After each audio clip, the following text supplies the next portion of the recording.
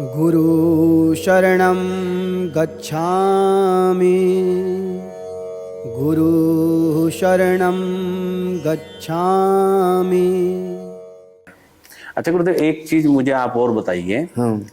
जैसे गुरु लोग हैं ना, वो कहते हैं कि जब तक गुरु अपने शिष्य को आशीर्वाद नहीं देते या उसको देखिए कि कुंडलिनी जागृत नहीं, देखो मतलब बात एक ही बात गुरु जो है, मेरी बात सुनो।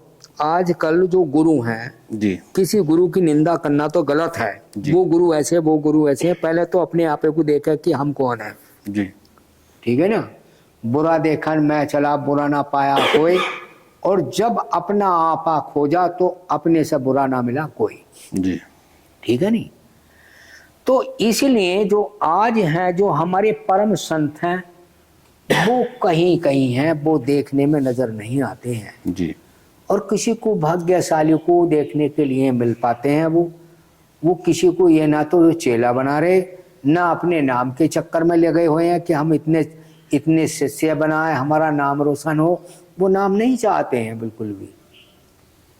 वो तो जिसको मिलने होते हैं वो ऑटोमेटिक मिलते हैं वो। ठीक है नहीं। वो अपने को हम कह देते हैं भैया हम कोई संत पंत नहीं, हम नहीं जानते कुछ भी। हम कह देते हैं हम नहीं जानते हैं। अरे जो तुम वही हम है। तुम्हारे अंदर भी तो वही अंतर्यामी है जो तुम्हें चला रहा, वही हमें चला रहा है। ये तुम्हारे अंदर और हो या हमारे अंदर हो तो तुम बताओ भाई। तो कोई बताने के लिए तैयार है? वहीं चुप हो जाएंगे। मेरा प्रश्न ये है गुरुदेव कि जैसे गुरु मान ले चेले का ध्यान नहीं लगता तो गुरु क्या करते हैं, उनकी अपनी शक्तिपात कर देते हैं। मैं शक्तिपात से मेरा प्रश्न एक देखना है, मेरी बात सुनो जी। हमें तैरने वाली कला सीखनी है जी, हमें डूबने वाली कला नहीं सीखनी है। तो हमें गुरु चुनने से पहले हमें परीक्षण करना चाहिए और ये देखना चाहिए कि गुरु हमारे उस भव सागर को तैरने की कला जानते हैं या डूबने की कला सीख रखी है जी। तो आजकल जो गुरु हैं वो पार होने की वाली कला, तो वो चंद ही गुरु मिलेंगे और उन्हें मिलेंगे जो भागशाली। उनके को भी बड़ा भागे बताया गया। उनके बहुत बड़े भाग होते हैं, बहुत बड़ा उनका पुण्य होता है, बहुत बड़ी उनकी सेवा होती है, जो उन्हें ऐसे गुरु के चरण कमलों में उनको अपना नमन करते रहते हैं जी, गुणगान करते रहते हैं। तो ऐसा ही हम उस चीज को नहीं देखते। एक काशी विश्वविद्यालय लेता है, एक शास्त्री आने लगे सेवक के यहाँ और वो क्या कह रहे थे कि इस जीवन के कल्याण के लिए 4 मार्ग हैं। 4 मार्ग से वो अपना जीव आत्मा का कल्याण कर सकता है जी। अब वो कौन कौन से मार्ग बताए? वहां पर सभी उपासक सेवक बैठे हुए थे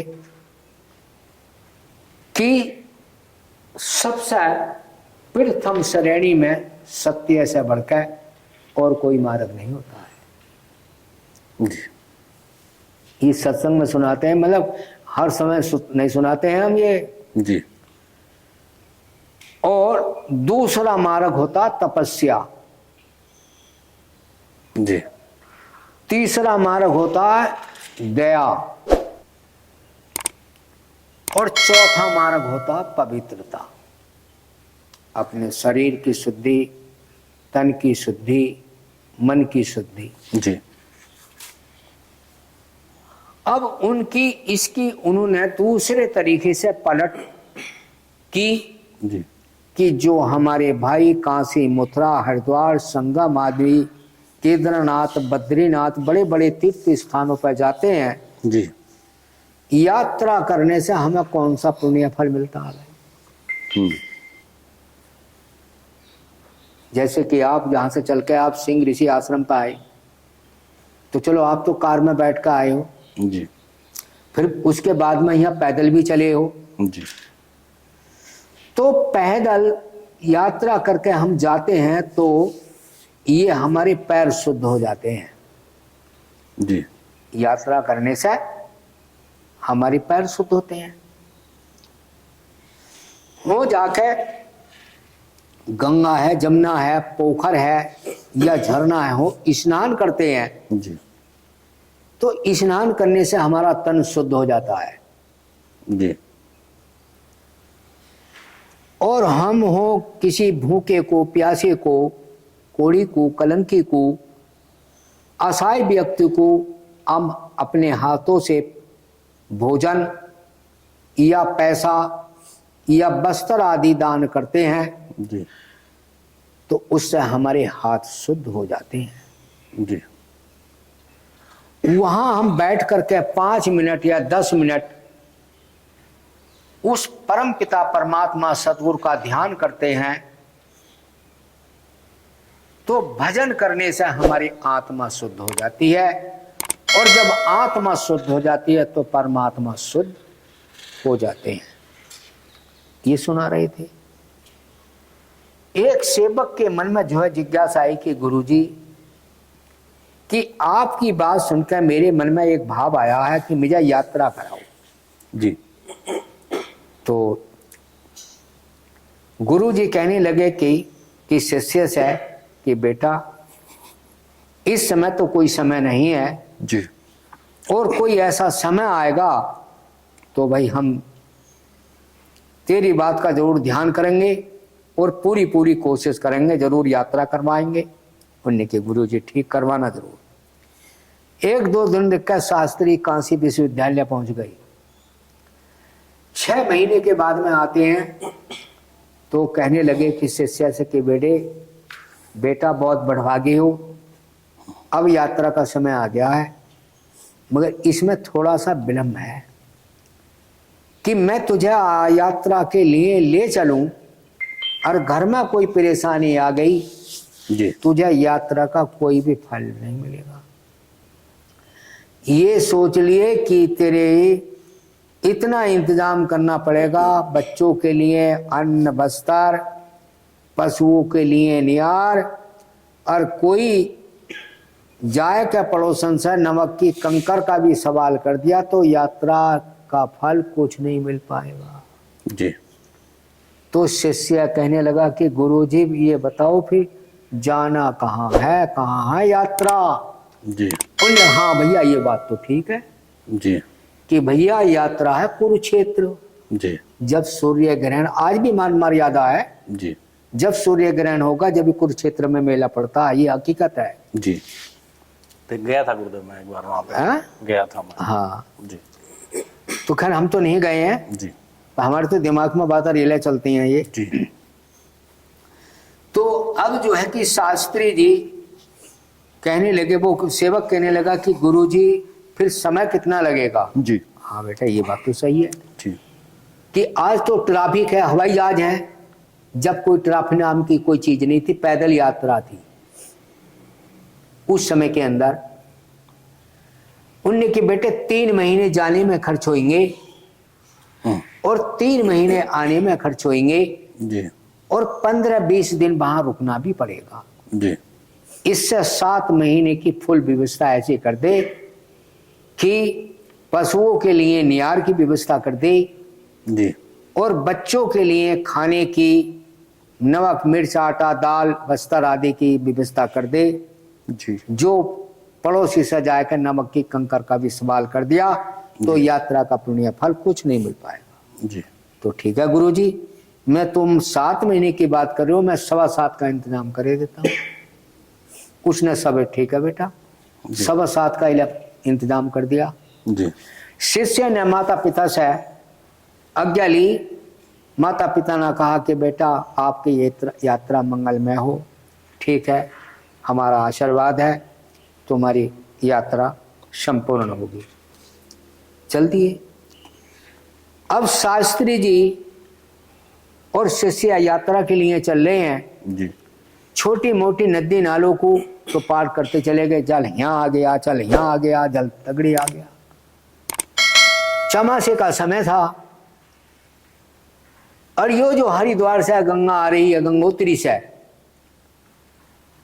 यो जब आते हैं गंगा घाट पे, तो 3-4 मील के एरिया में गंगा बह रही है।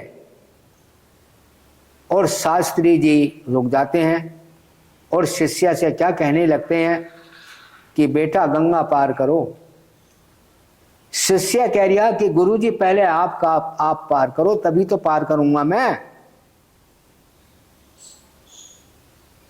अब गुरु कह रहे हैं शिष्य से कि बेटे तू पार कर। तो जब काफी देर हो गई तो गुरु ने डपटी लगाई कि बेवकूफ बेहुदे, कि ऊपर से ही गुरु गुरु कहता है या मुझसे भी, मुझे दिल से भी गुरु मानता है कि गुरुजी मैं दिल से गुरु मानता हूं, तो गंगा पार क्यों नहीं करता। तो शिष्य ने सोचने लगा कि गुरु तो तंत्र मंत्रधारी हैं, ये तो पार हो जाएंगे, और तू तो ये मान ले कि अब कुरुक्षेत्र पहुंच गया, अब तू गुरु के नाम पर मरी क्यों ना जाए। कहने लगा कि गुरुजी नाराज मत हो कि इस जलाशय को देखकर मेरा दिल कांप रहा है, गुरुजी कृपा कर दो और मेरी आंखों से पट्टी बांध दो और मेरे सर पर हाथ रख दो, और मैं तुम्हें दिल से ही मन से ही गुरु मानता हूं, नाराज मत हो, अभी मैं गंगा पार करता हूं। शास्त्री जी खुश हो जाते हैं, उसकी आंखों से पट्टी बांध देते हैं और सर पर हाथ रख देते हैं कि बेटा जा कल्याण हो, गंगा पार करो। शिष्य 20 कदम पीछे हटा, लेकर गुरु का नाम हृदय में बसा लिया और छलांग मार दी गंगा में। हाथ पांव पीटता हुआ शिष्य गंगा पार कर गया। अब गुरु देख रहे हैं कि शिष्य जा रहा है, ऊंचे से टीले पे पहुंच करके ऐसा इशारा दे रहा है कि गुरुजी आ जाओ। अब शास्त्री जी कह रहे हैं कि भैया शिष्य तो पार हो गया, मैं क्यों नहीं पार होऊंगा, क्योंकि मैं तो चारों ज्ञाता हूं, 18 पुराण 6 शास्त्रों का। उन्होंने अपनी झोली में से 4 वेद निकाले और 4 वेदों से गंगे मां का नमन किया, नमस्कारी की, और क्या कहा गंगा मां से कि हे गंगे मां, तैने मेरे शिष्य को पार कर दिया, तू मुझे भी पार कर दे। अब वो मंत्रों के द्वारा पार हो रहे हैं। गुरुजी कैसे पार हो रहे हैं समझियो अच्छे तरीके से जी। अब गंगा पार करेंगे वो जी। तो अब मंत्र कौन सा पढ़ रहे हैं, वो 4 वेद जो झोली में थे वो अपने कंधे में घेर लिए और अब मंत्र पढ़ना चालू कर दिया उन्होंने। क्या? ओम भूर्भुवः स्वः तत्सवितुर्वरेण्यम्, ओम भूर्भुवः स्वः तत्सवितुर्वरेण्यम् भर्गो देवस्य धीमहि धियो यो न प्रचोदयात्, जय शरण्यम्। जल जो है तगड़ी आ गया, ठीक है नहीं वो तो ऐसे जा रहे हैं ना खड़े जी। अब उन्होंने सोचा शास्त्री जी ने, भाई इससे ऊपर का पावर का मंत्र पढ़ो। कौन सा पढ़ो? अरे सृष्टि का निर्णय रचना करने का नर नारायणी का मंत्र पढ़ो जी। अब सृष्टि का मंत्र पढ़ने लगे नर नारायणी का शास्त्री जी। क्या कहने लगे? ओम शरणागतम दिनार्थम, ओम शरणागतम दिनार्थम परित्राणे नारायणे सर्वे साति हरे देवी दुर्गे नारायणी नमो शांति जय शरणम। जल जो है छाती आ गया जी। तगड़ी से छाती आ गया। बोले कि भाई आपका तो पार हो ही जाएंगे, अब जो है पार ब्रह्म का मंत्र पढ़ो जो नर नारायणी को भी बनाया जी। अब जो है कि वो अब पार ब्रह्म का मंत्र पढ़ रहे हैं शास्त्री जी। क्या कह रहे हैं? ओम नमो पार ब्रह्म, ओम नमो पार ब्रह्म परमात्मने नमो नमो शरीरम कुरु कुरु तथा स्तम ओम दीनार प्रकाशनम जय शरण्यम। चारों वेदों के गड़म डूब गए और चेला पार हो गया। इस तरीके के गुरु हैं इस समय के अंदर। तो इसलिए हमें पार होने वाली कला सीखनी चाहिए।